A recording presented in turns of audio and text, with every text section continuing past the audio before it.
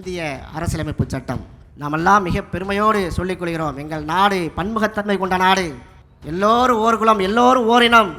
எங்கள் நாடு எப்படிப்பட்ட நாடு? பாருக்குள்ளே சிறந்த நாடு எங்கள் பாரத நாடு. எங்கிட்ட பல கலாச்சாரம் இருக்குது, பல மொழி இருக்குது, பல உணவு உடை, பல்வேறு விஷயங்கள் இருக்குது. இருந்தாலும் நாங்கள் யூனிட்டி இன் டைவர்சிட்டி, வேற்றுமையில் ஒற்றுமை உள்ள நாடு என்று சொல்கிறோம். இந்திய கான்ஸ்டியூஷனை உருவாக்கிய சிற்பிகளான புரட்சியாளர் அம்பேத்கர் அதை உருவாக்கும் போதும் அதற்கு வழிமுறைந்த தலைவர்கள் கடந்த கால நம்முடைய இந்தியாவை உருவாக்கிய சிற்பிகள் எப்படி போட்டாங்க? இந்திய அரசியலமைப்பு சட்டம் என்பது 5 அம்சங்களை கொண்டது. Sovereign, socialist, secular, democratic, republic. சாவரைன்னா என்ன? நம்ம நாடு இந்தியாங்கிற நாடு இறையாண்மை கொண்ட நாடு. நம்ம நாட்டினுடைய விவகாரத்தில், உள் விவகாரங்களில் எந்த அந்நிய சக்தியும் வேற எந்த அந்நிய நாட்டு தலைவரும் தலையிடக்கூடாது, தலையிட முடியாது. நீ உடனே கேட்டுறாங்க, டொனால்டு ட்ரம்ப் மட்டும் தலையிடலாமான்னு கேட்டுறாதீங்க. பெருங்கொண்ட கேவலம். நான் இப்போ சாவரைனை பற்றி பேசினாலே நான் பேசணுமாங்கிற அளவுக்கு நான் வந்து விட்டேன். ஆப்ரேஷன் சிந்தூரை நான் தான் ஏன் நிறுத்த சொன்னேங்கிறேன். 40 தடவைங்க, 40 தடவை சொல்லியிருக்காரு. நான் எண்ணிக்கிட்டே இருக்கிறேன். நியூயார்க்கில் ஒரு தடவை, வாஷிங்டனில் ஒரு தடவை, இங்கே சவுதிக்கு வந்து நான் 2 நாட்டுக்கு நான் ஃபோன் போட்டேன். பிஸ்னஸ் டீலிங்கே கட் பண்ணுவேன்னு சொன்னேன். போர் நிறுத்தி பற்றியா? எனக்கு கின்னஸ் ரெக்கார்டு தரமாட்டுக்காங்களே. என்ன ஒரு ரெக்கார்டை கொடுத்துருங்க, 15 ரூபாய் நிறைய வாங்கி வச்சுருக்கீங்க, எப்படினாலும் கொடுத்துடலாம். நீங்கள் அந்த அளவுக்கு நம்முடைய நாட்டுடைய சாவரைன் என்று சொல்லக்கூடிய அந்த இறையாண்மை கேள்விக்குறியாக்கப்பட்டிருக்கிறது. ஏன்? 2014 வரைக்கும் ஒழுங்காக தான் இருந்துச்சு ஓரளவு. 2014 வரைக்கும் இந்த கேள்வியெல்லாம் வரவில்லை. 2014க்கு பிறகுதான் அந்த கேள்வி. சோசியலிஸ்ட், சமதர்மம். சமதர்மம் என்றால் என்ன? மோரலெஸ் ஈக்குவாலிட்டி, நீ நானும் சமம். அப்படி இருக்கிறதா? வேறு மாதிரியாக போய்கொண்டிருக்கிறது. நாட்டில் சமத்துவமும் சமதர்மமும் கேள்விக்குறியாக்கப்பட்டு கொண்டிருக்கிறது. அடுத்து நம்ம கான்ஸ்டியூஷனுக்கு வர்றேன். சோசியலிஸ்ட் சொல்லிட்டோம். செக்குலர், மதச்சார்பின்மை. மதச்சார்பின்மை என்கிற அந்த வேர்டு இருக்குது பாருங்கள், மிக முக்கியமான வேர்டு.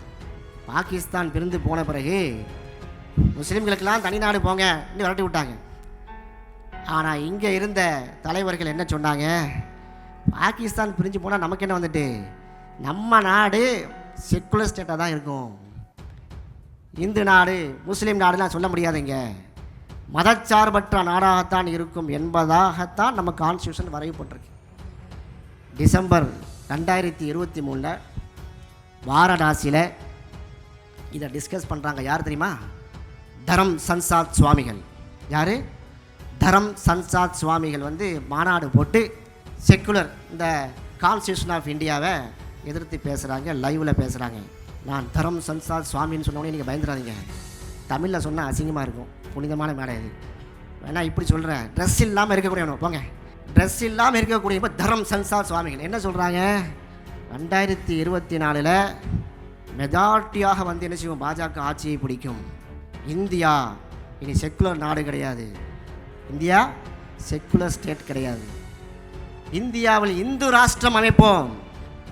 அந்த இந்து ராஷ்டிரத்தினுடைய கொடி காவி கொடி, நான் கையில் மடியிலன்னு போட்டு சொல்லலை, ரெக்கார்டில் இருக்கிறது. செந்தில்வர்கள்லாம் பல இதில் பேசியிருக்கிறாங்க. 950 பக்கம் கொண்ட ஒரு வரைவு கான்ஸ்டியூஷனை வெளியிடுகிறார்கள். டிசம்பர் 6 தான் இதெல்லாம் பேச முடியும்.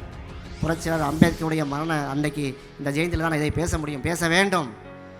950 பக்கம் கொண்ட அந்த வரைவு திட்டத்தில் 16 பக்கம் கொண்ட பிரியம்பல் அதை வெளியிடுறாங்க. இந்த பிரியம்பலில் என்ன இருக்குது? இனி இந்தியா மதச்சார்பற்ற தேசம் கிடையாது, இனி இந்தியாவுடைய கொடி மூவண்ண கொடி கிடையாது, காவி கொடி தான் இந்தியாவுடைய கொடி. இந்தியாவுடைய கேபிட்டல் சிட்டி தலைநகரம் புதுடெல்லி கிடையாது, வாரணாசி தான்.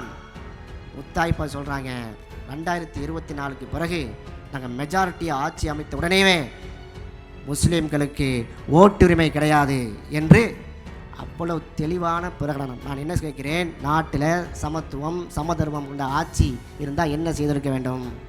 ஏதாவது ஒரு பேருக்காவது வழக்கு பதிஞ்சாங்களா? இல்லையே.